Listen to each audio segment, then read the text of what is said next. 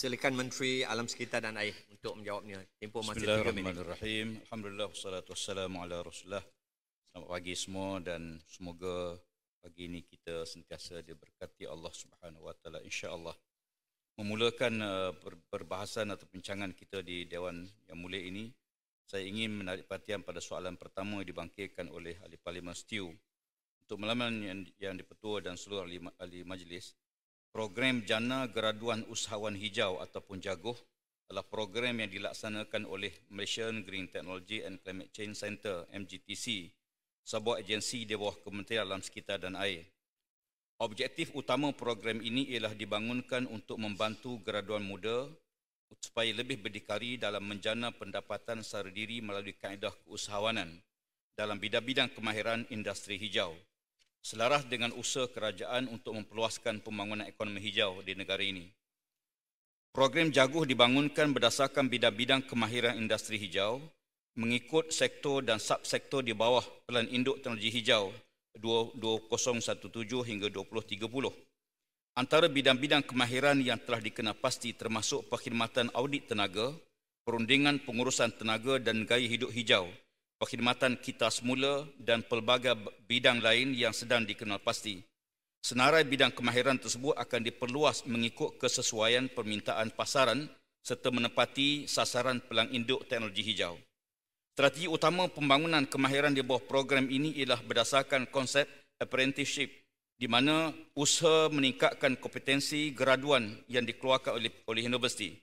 Nilai kebolehpasaran graduan akan meningkat setelah mereka berjaya menguasai kemahiran teknikal tertentu serta mendapat pendedahan awal pengalaman bekerja di bawah program ini. Secara ringkas, suatu ekosistem keusahawanan telah pun dibangunkan di bawah program JAGOH bagi memastikan objektif utama dapat dicapai.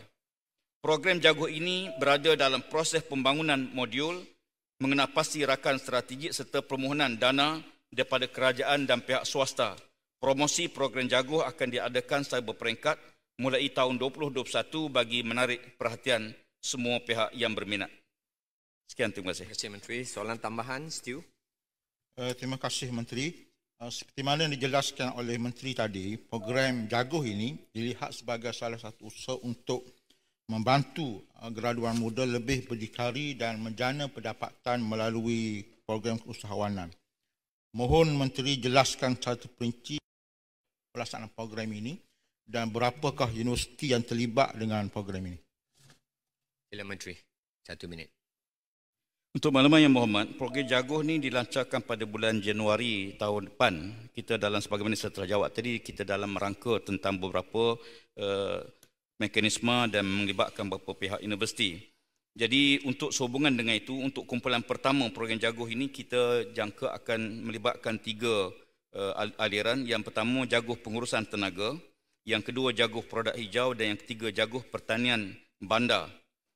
Bagi setiap aliran disasarkan pengambilan kumpulan pertama selama 100 graduan. Graduan yang terlibat dalam graduan lepasan IPTA dan IPTS yang masih tidak mendapat pekerjaan selepas 6 bulan tamat pengajian, atau graduan lepasan IPTA atau PTS yang kini punya pekerjaan yang tidak bertepatan dengan tahap kelayakan akademik mereka. Jadi sehubungan dengan itu, untuk makluman yang berhormat, bahawa 3 program JAGOH ini kita akan memulakan menjelang tahun 2021, dan untuk makluman juga dalam tempoh yang tahun ini kita telah pun mengenal pasti beberapa universiti dan kita telah pun turun ke Universiti Sains Malaysia, dan oleh kerana kekangan COVID program terpaksa ditangguhkan buat sebuah waktu. Terima kasih.